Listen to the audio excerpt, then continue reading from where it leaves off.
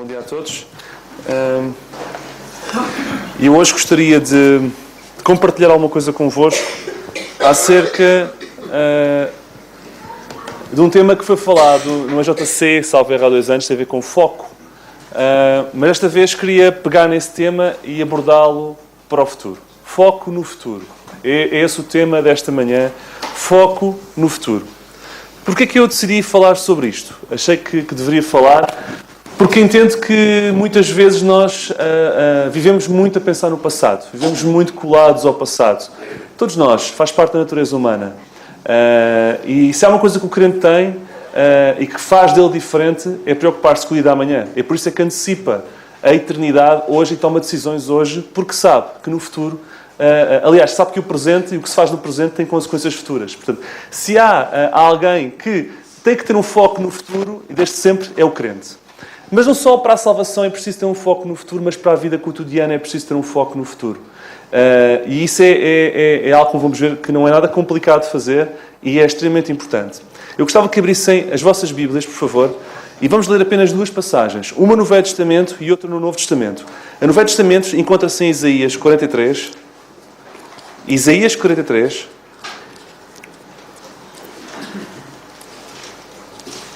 versículo 18 e 19. Isaías 43, e podem marcar esta passagem, ok?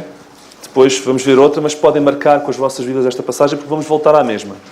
Isaías 43, versículo 18 e 19. Eu poderia ler a passagem toda, não vou fazer, eu vou só ler os versículos que importam. E já vos faço um contexto do que estamos a ler. Não vos lembreis das coisas passadas, nem considereis as antigas. Eis que farei uma coisa nova, e agora sairá à luz. Porventura não a sabereis? Eis que porei um caminho no deserto e rios no ermo. Não vos lembreis das coisas passadas, nem considerais as antigas. Eis que farei uma coisa nova, e agora sairá à luz. Porventura não a sabereis, eis que porei um caminho no deserto e rios no ermo. Filipenses 3, versículos 13 e 14. E são estas 2 passagens que vamos ler esta manhã. Filipenses 3.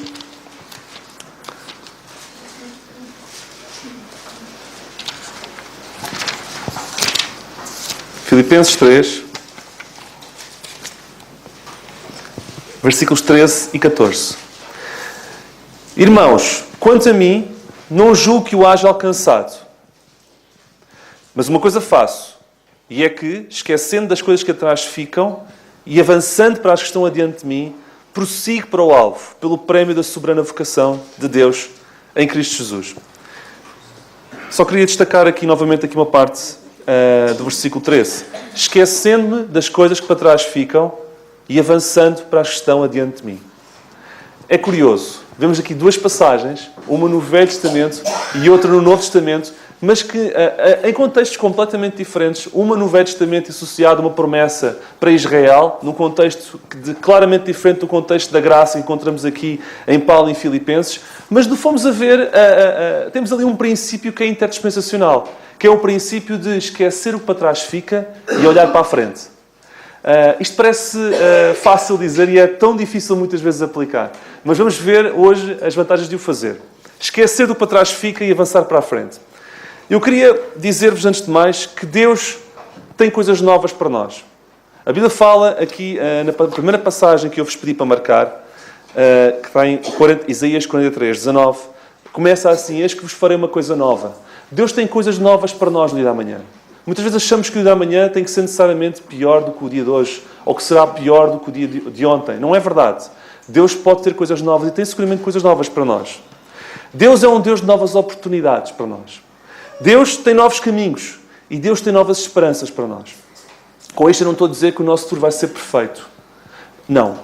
Longe disso, porque não o posso dizer. Porque Deus tem um futuro para cada um, de nós completamente diferente. O que Deus pode prometer é que, estando connosco, o nosso futuro será com esperança. Podemos ter dificuldades, mas será um caminho novo. E a Bíblia diz, e nós lemos, que Ele pode pôr um caminho no deserto. Versículo 19. No meio do deserto, no meio da sequidão, no meio do nada, pode aparecer um caminho. Como pode aparecer um caminho noutros sítios que vamos ver a seguir, completamente diferentes. O futuro pode ser bem melhor do que o nosso passado. E eu queria hoje transmitir-vos uma mensagem de esperança. Porque muitas vezes a Bíblia é fantástica. Há quem diga que a Bíblia não fala de tudo. A Bíblia fala de tudo, sim.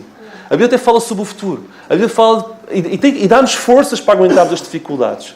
E, portanto, eu queria hoje dar-vos uma mensagem de esperança. Nós lemos no versículo 16 da passagem em Isaías 43. Nós não chegámos a ler esse versículo, mas eu peço que leiam comigo. No versículo 16 do capítulo 43 de Isaías, diz assim: Assim diz o Senhor, o que preparou no mar um caminho e nas águas impetuosas uma vereda. Já repararam que nos últimos minutos nós lemos duas coisas diametralmente opostas? Nós lemos em Isaías, e chegámos, foi a primeira passagem, que Deus prepara um caminho no deserto. Certo? Mas lemos no versículo 6 que Ele também pode preparar um caminho no mar.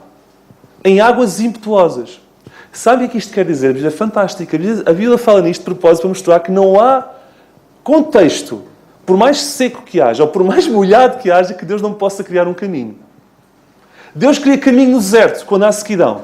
E Deus pode criar um caminho no mar, nos maiores temporais. Ou seja, é uma forma de Deus dizer, seja qual for o vosso problema, por mais complexo ou até diferente de qualquer outro irmão que exista, de qualquer problema que exista com outro irmão, até pode achar que é o único problema que existe à face da terra. Não há problema grande demais que eu não possa resolver. Eu posso abrir um caminho, seja no meio do mar tempestuoso, ou seja num deserto em sequidão. Eu abro um caminho em qualquer lugar. E isto não nos dá esperança? E, portanto, ele mostra através destes dois versículos que não há contexto que ele não possa mudar. Deixem-me esclarecer-vos que este contexto em Isaías era um contexto difícil. O povo estava em cativeiro. O povo estava em aperto. O povo estava em dificuldade. O presente deste povo era desesperante. Por isso é que estas palavras do futuro eram ótimas para eles. E o primeiro passo que temos que dar para abraçar coisas novas no futuro, o primeiro passo é mudar o foco. Deixemos de olhar para o passado e passemos a olhar para o futuro. E vou-vos dar algumas dicas. As vitórias do passado, este é o primeiro ponto, as vitórias do passado de Israel não ajudam agora Israel em nada. Ok? Israel teve grandes vitórias. Olha, Israel saiu do Egito de forma épica. Certo? Mas agora isto resolve-vos o problema de Israel nesta altura de cativeiro? Não, não resolve. Eles estão em cativeiro. Israel conquistou a terra de Canaã. E ainda hoje os historiadores dizem que isso é impossível. Mas depois mais tarde descobrem um caco que diz uma coisa qualquer. Já é possível. Mas a Bíblia diz que é possível já há muito tempo. Mas eles não ligam ao que a Bíblia diz. Mas enfim, isto é um parênteses.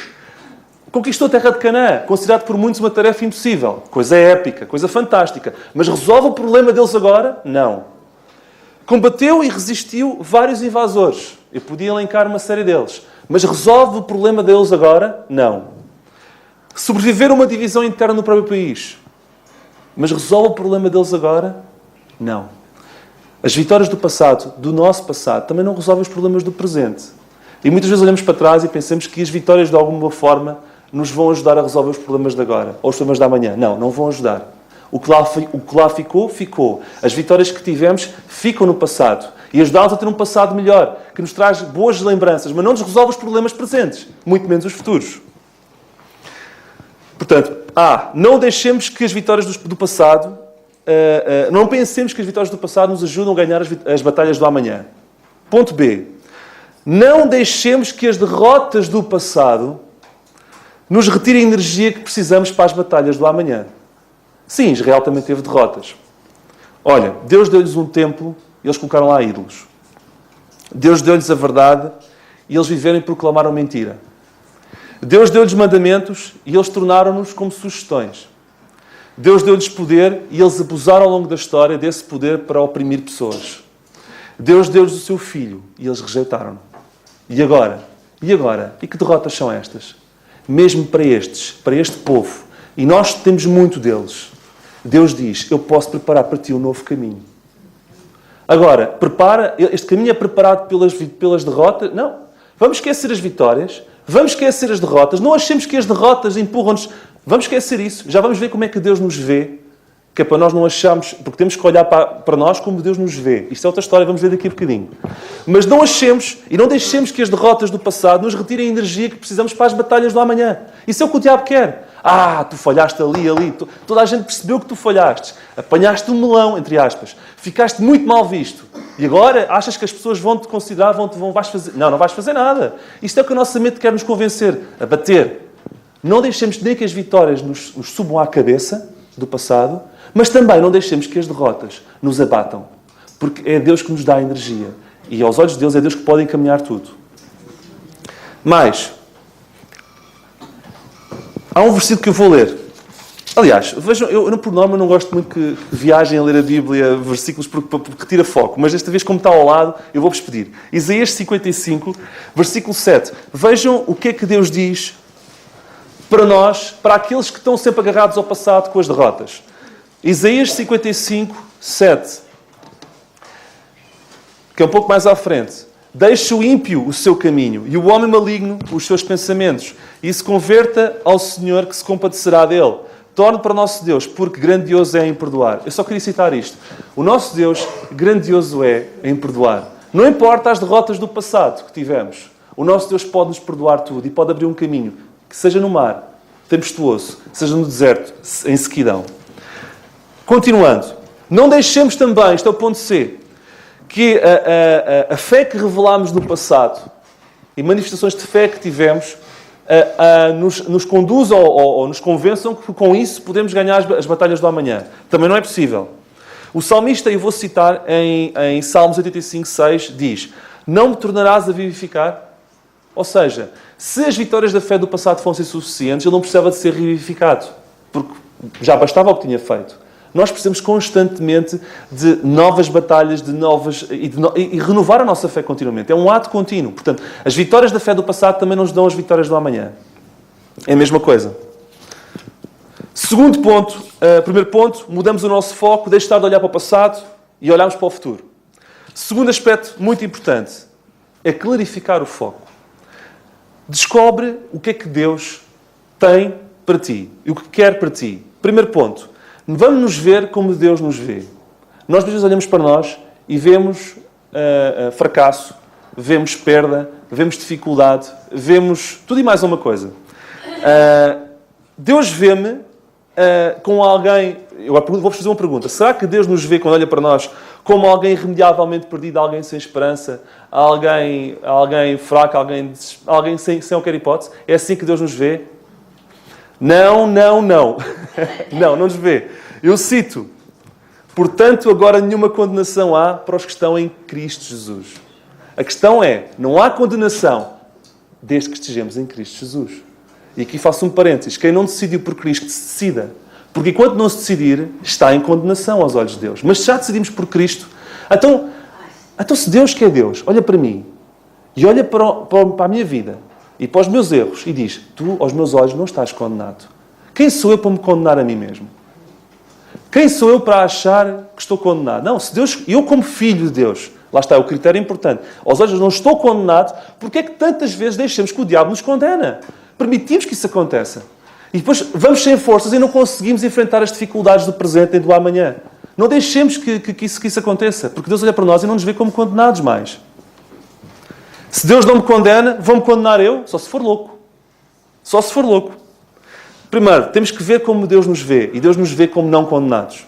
Segundo, temos que olhar para o nosso futuro da mesma forma como Deus olha para o meu futuro. Isto é clarificar o foco. E como é que Deus olha para o meu futuro? Se Deus pode abrir caminhos no mar, se Deus pode abrir caminhos no deserto, é porque olha para o meu futuro, independentemente dos meus erros. E aquele povo tinha uma lista enorme de erros. Ele olha para o meu futuro com esperança. E se ele olha para o meu futuro com esperança, independentemente dos meus erros, quem sou eu para não olhar também para o futuro com esperança? E se há gente que tem esperança no futuro, somos nós. Temos o nosso assunto dos pecados resolvidos. Porque a coisa que nos podia tirar mais o sono era a morte. E mesmo a morte não nos tira o sono, porque sabemos para onde vamos. Então, se a morte não nos tira o sono, por que razão a vida tira-nos o sono tantas vezes? Por que razão andamos ansiosos por aquilo, por o outro? Se Deus tem poder para resolver o problema da morte e a eternidade está resolvida, acha que não tem poder para resolver as nossas coisinhas do dia-a-dia? Se Deus não nos condena, porque é que nós nos condenamos? Se Deus abre caminho no meio do mar e no deserto, Ele abre um caminho para nós também. Eu não estou aqui a dizer que Deus vai resolver todos os vossos problemas. Isto não é a mensagem da prosperidade. Deus tem poder para o fazer. Deus pede apenas que vocês peçam, que nós peçamos a Ele. Agora, o Deus de Israel é o nosso Deus. E o Deus que fez isto no passado pode fazer qualquer coisa por nós hoje. Ok? Terceiro aspecto importante sobre o foco no futuro. Aceita o que Deus tem para ti. Um dos nossos problemas a encarar mal o futuro é muitas vezes não estarmos contentes com o presente que temos. Então, a pergunta que eu vos quero fazer, e é muito simples, é: um Deus que não nos julga pelos erros passados, um Deus que olha para o nosso futuro, como já vimos, e dá-nos esperança, um Deus que nos criou, um Deus que nos conhece de uma forma perfeita, é um Deus que nos dá as coisas hoje. Então, eu acho que merece um bocado de crédito. Concordam comigo? Então, o Deus que nos dá as coisas hoje não merece crédito. Não vamos aceitar o que Ele nos dá hoje. Eu sei que nós, e eu falo por mim, muitas vezes achamos que se fôssemos nós a escolher, nós escolheríamos coisas diferentes.